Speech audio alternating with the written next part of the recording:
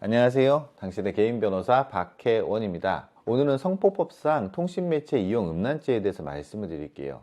많은 분들이 알고 계시는 것처럼 굉장히 심각하고 위험한 성범죄예요. 그럼에도 불구하고 많은 분들께서 여전히 이게 별게 아닌 그럴 수도 있는 이런 범죄 취급을 하거나 흐지부지 넘어가는 경우들이 너무 많더라고요. 굉장히 안타깝습니다. 제가 상담한 예에 따르면요, 자신이 교제했던 남자친구와 헤어진 다음에요, 지속적으로 이런 식의 문자들을 받는 거예요. 좋은 관계였을 때 성행위라든지 아니면 애정 관계에서 나올 수 있는 문자나 카톡들 이런 것들을 받아보신 분들의 심정 어떻겠습니까? 또 한 케이스는요, 자신의 자녀가 무슨 게임을 하니까 게임 하나 보다 하고 있었는데 우연히 봤는데 채팅창에 입에 담기 힘든 이야기들이 있는 거예요. 성관계, 성희롱, 오빠랑 자자, 이런 식의 이야기들이 막 나오는 거예요. 근데 이 아이는 그걸 아무렇지도 않게 받아들이기도 하고, 이게 뭔지에 대해서 제대로 인지하지 못하고 넘어가는 경우들도 있고요. 그것 때문에 아이가 가스라이팅 당하거나 아이가 피해를 받는 경우들도 너무 많아요. 제가 분명히 말씀을 드릴 거는요, 이건 심각한 성범죄고, 그로 인해서 피해를 받으신 당신 또는 당신의 자녀, 소중한 가족, 지인들은요, 어마어마한 심리적인 타격을 받고 있다는 점들을 꼭 말씀을 드리고 싶습니다. 성폭법상 통신매체 이용 음란죄, 줄여서 통매음이라고 하는데요, 이 통매음 관련해 가지고 상담을 주시는 분들이 공통적으로 하시는 질문들이 있습니다. 첫 번째는요, 공연성에 대한 이야기입니다. 제가 1대1 대화창에서 욕을 하던 비방을 하던지 간에 그 내용 자체는 1대1이기 때문에 공연성이 갖추어지지 않습니다. 그렇기 때문에 이런 경우에는 명예훼손이나 모욕죄가 성립되지 않아요 라고 설명을 드리거든요. 이 말씀들을 오해하셔가지고 아무것도 할 수 없나요? 라고 문의 주시는 분들이 굉장히 많으세요. 아니에요. 통신매체 이용 음란죄는요, 공연성을 요청하지 않습니다. 그렇기 때문에 제3자가 있는 데서 크게 떠들어야 되는 상황들이 아니에요.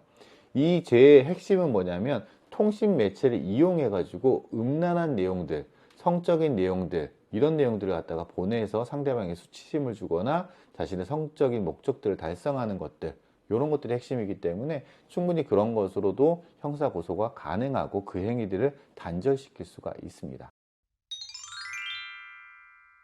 통매음 관련해서 가장 많은 질문 두 번째는요, 변호사님, 제가 그 사람이 누군지 몰라요. 게임 아이디밖에 몰라요. 그 사람도 제가 누군지 몰라요. 그냥 게임 아이디밖에 몰라요. 이런 경우에는 특정성이라는 것들이 갖춰지지 않기 때문에 누군지도 모르는데 어떻게 형사 고소할 수 있죠? 라고 하시는 분들이 굉장히 많습니다. 통매음은요, 특정성조차도 요청하지 않습니다. 단순히 게임 아이디, IP 주소 이런 것만 가지고도 그 사람을 찾아낼 수가 있고요. 당신이 누군지 실명을 상대방이 모르고 있는 상황이라고 하더라도 죄의 성립에는 전혀 영향이 없습니다. 그렇기 때문에 누군가로부터 이런 성적인 내용들이 담긴 문자 메시지, 채팅 내용, 카톡 내용 이런 것들을 받으셨다 그러면 이것들을 단절시키고 그 사람에 대해서 강력하게 처벌을 하기 위해 가지고는 통신매체 이용 음란죄로 형사고발하는 것들이 반드시 필요하다. 형사고발을 할 수 있다는 걸 알고 계시고 강력하게 더 이상 지속적으로 이런 행동들을 못하도록 차단하는 것들이 필요하다는 말씀을 꼭 드리겠습니다.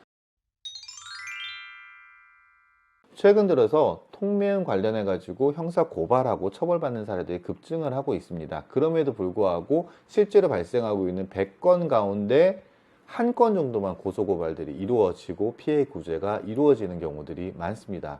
그 이유는 뭘까요? 아마 이런 걸 것 같아요. 첫 번째는요, 피해를 당하신 본인조차 이 피해가 심각하고 대단한 게 아니다라고 생각하거나 피해를 받으신 분 주변에서요 말리는 거예요. 굳이 그 정도는 할 수 있는 거 아니야 라는 식으로 잘못된 인식이 있을 거고요. 두 번째는요, 이 범죄가 된다고 하더라도 이걸 어떻게 고소를 할지 어떻게 고발을 할지에 대해 가지고 제대로 알지 못하는 경우들이 많습니다. 그런 경우에는 조금만 도움을 받으신다 그러면 더 이상의 추가 피해를 막을 수 있고 그 가해자를 처벌할 수 있다는 것들을 꼭 명심하시고 조금 번거롭고 힘들더라도 꼭 나서셨으면 좋겠어요. 또 마지막으로 아무래도 경찰 고소 고발을 하게 된다 그러면 경찰서에 혼자 가는 것 자체가 좀 무서우신 분들이 많으십니다. 그런 분들에게 조금이라도 도움을 드릴 수 있었으면 좋겠고요. 만약에 당신 또는 당신 주변의 지인, 가까운 분들께서 이런 유의 문자나 카톡, 채팅으로 인해서 고통을 받고 계신다 그러면 단호하게 나서셔서 이런 범죄는 단죄해야 된다는 것도 좀 보여주셨으면 좋겠습니다. 그 과정 중에 제가 함께 할 수 있었으면 좋겠습니다. 보다 구체적인 상담을 원하시면 언제든 연락 주시고요. 저는 항상 당신 편입니다. 감사합니다.